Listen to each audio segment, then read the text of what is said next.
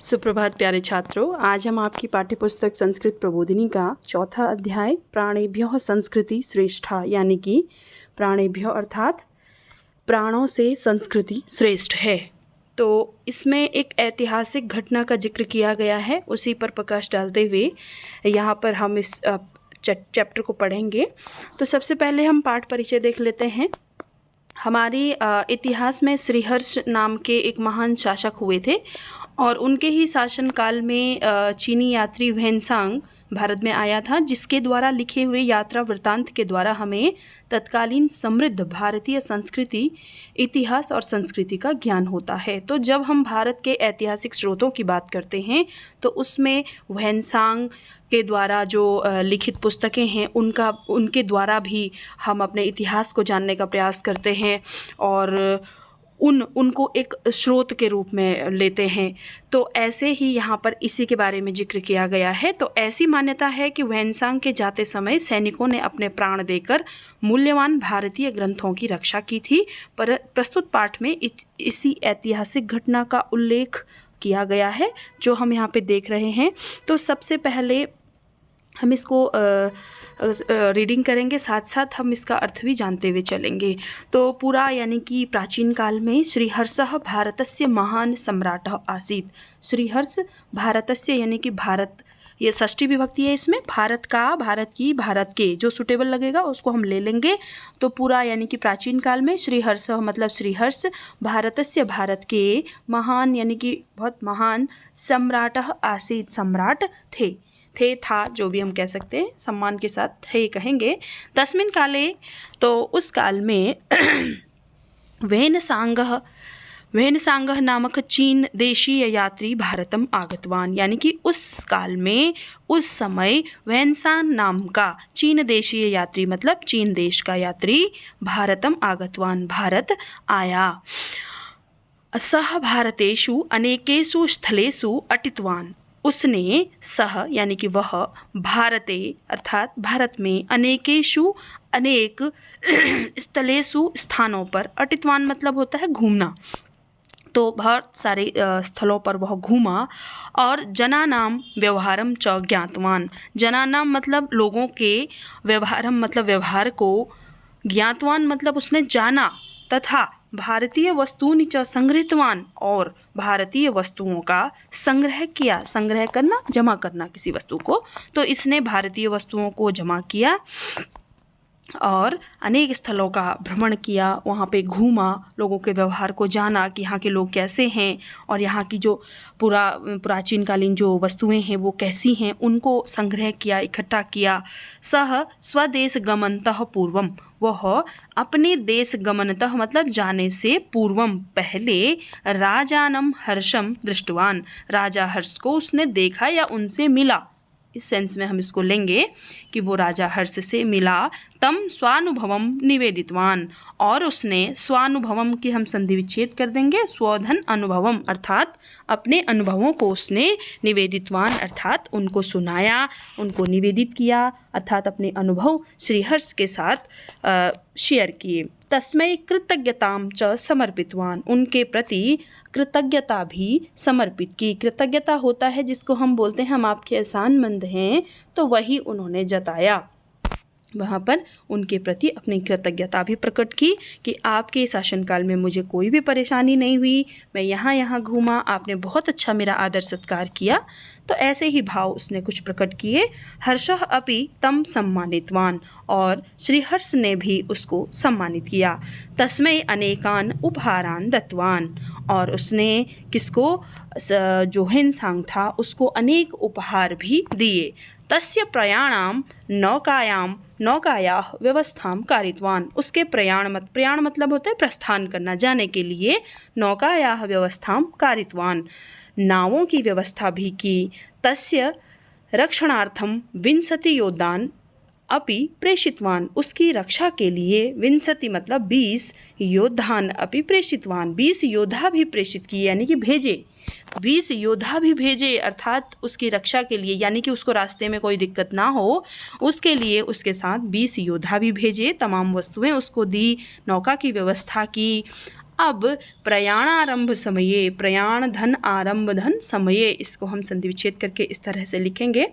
प्रयाण आरंभ के समय अर्थात जब वो प्रस्थान आरंभ कर रहा था, उसके प्रस्थान आरंभ करने के समय श्रीहर्षः योधान उद्देश्य उक्तवान, श्रीहर्ष ने अपने जो 20 योद्धा थे उनको उद्देश्य करके अर्थात उनको बोला, भो भटाः, भटाः मतलब भट मतलब होता है वीर, कि हे वीरो, एतस्यां नौकायां विविधाः भारतीय धर्मग्रंथाः सन्ति, इस नौका में विभिन्न प्रकार के भारतीय धर्म ग्रंथ हैं, सन्ति मतलब हैं, अनेकानि ऐतिहासिक वस्तूनि च सन्ति, और अनेक ऐतिहासिक वस्तुएं भी हैं। एतानि भारतीय संस्कृते प्रतीकानि, एतानि मतलब ये सारे जो भी इसमें धर्म ग्रंथ हैं, ऐतिहासिक वस्तुएं हैं, ये भारतीय संस्कृति के प्रतीक हैं। अमूल्यानि च, और अमूल्य हैं। अतः एतेषां ग्रंथानां वस्तूनां च रक्षणं भवतां कर्तव्यम् इति, अतः एतेषां ग्रंथानां यानी कि इन ग्रंथों की और इन वस्तुओं की रक्षणम यानी कि रक्षा करना, भवताम कर्तव्यम आपका कर्तव्य है, तुम सबका कर्तव्य है। ये श्रीहर्ष ने किससे कहा? अपने वीरों से कहा। अपने जो 20 योद्धा वो भेज रहे थे उनसे कहा कि हे वीरों, इनकी रक्षा करना तुम्हारा कर्तव्य है। ततः सर्वे नौकायाम उपविष्टवन्तः, फिर उसके बाद क्या हुआ? सारे लोग नौका में उपविष्टवन्तः यानी कि बैठ गए। फिर नाविकाः नौकाम चालितवन्तः, और जो नाविक था उसने नौका चलानी शुरू की। अनेकानि दिनानि पर्यंतम यानी कि अनेक दिनों तक, पर्यंतम मतलब अनेक दिनों तक, ते सुखेन प्रयाणम कृतवन्तः, उन्होंने सुखपूर्वक अर्थात अच्छे से वो गमन किया यानी कि वो अच्छे से जा रहे थे। कुछ दिन तक तो वो अच्छे से जा रहे थे। एकस्मिन् दिने, लेकिन एक दिन क्या हुआ?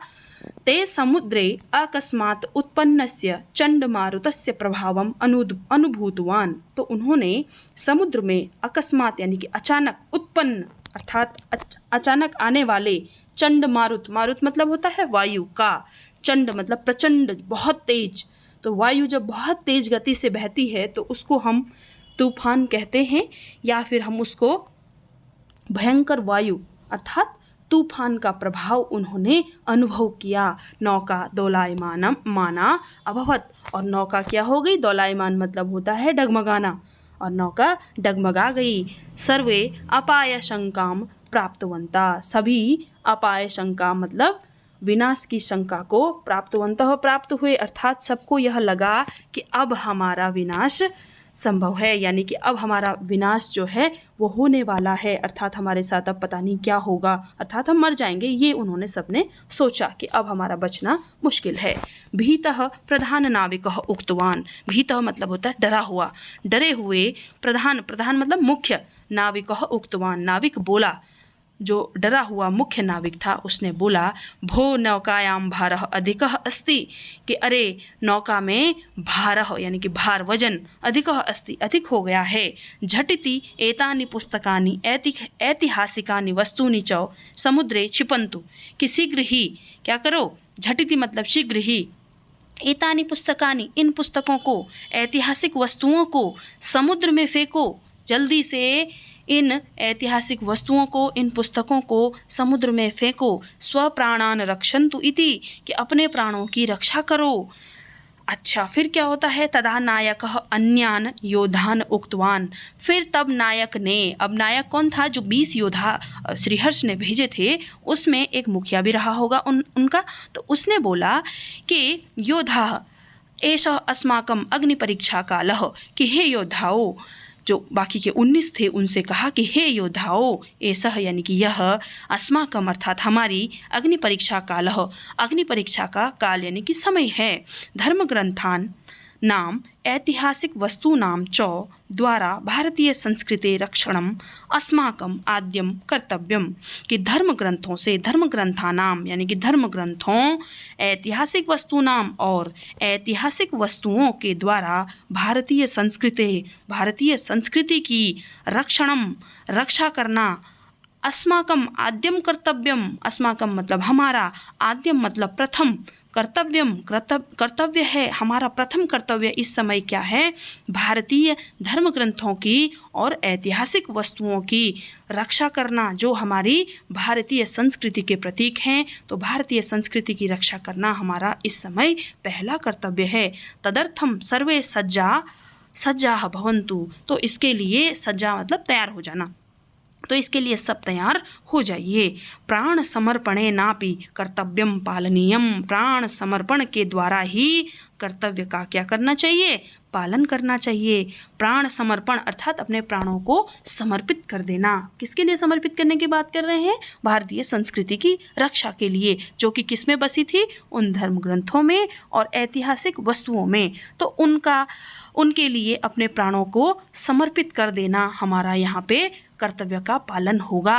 ये यहाँ पे ये कह रहे हैं जो योद्धा था, जो नायक था, उन योद्धाओं का। नायकस्य वचनम श्रुत्वा, नायक के वचनों को सुन करके सर्वे योद्धा, सारे योद्धा, झटिति मतलब तुरंत ही, शीघ्र ही, एक एक शह यानी कि एक एक करके, तृणम एव यानी कि तिनके के समान, तृण मतलब तिनका, घास का तिनका, उसके समान, स्वशरीरम अपने शरीर को ही, समुद्रे क्षिप्तवन्तः समुद्र में फेंक दिया। उन्होंने क्या किया, एक एक करके अपने प्राणों को क्या कर दिया, अपने शरीर को समुद्र में फेंक दिया, तिनके के समान। ऐसा लग रहा था कि जैसे उनका शरीर नहीं बल्कि घास का तिनका हो, उसी प्रकार से उन्होंने अपने शरीर को समुद्र में फेंक दिया।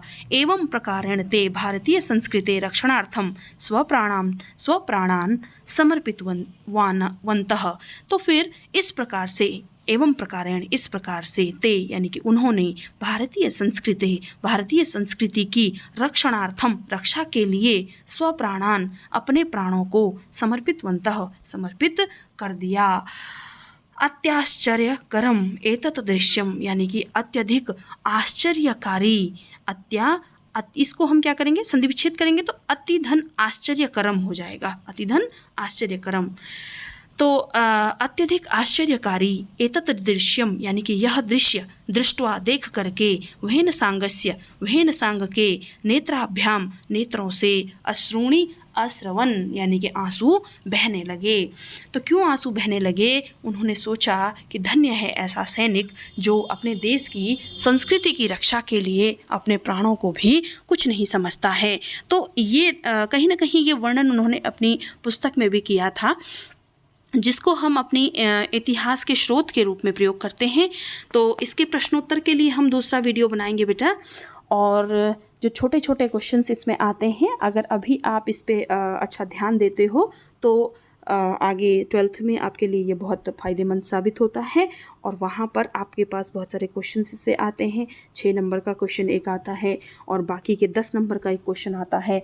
10 नंबर के बहुत सारे छोटे छोटे 2-2 नंबर के 5 क्वेश्चन उसमें करने होते हैं आपको, और एक 6 नंबर का पैराग्राफ तो आता ही आता है, जैसे ये पैराग्राफ है यहाँ पे। तो इस पे आधारित हम क्वेश्चन सेकंड वीडियो में बनाएंगे, जो लगभग ऐसे ही 14-15 मिनट का होगा। चलिए, धन्यवाद।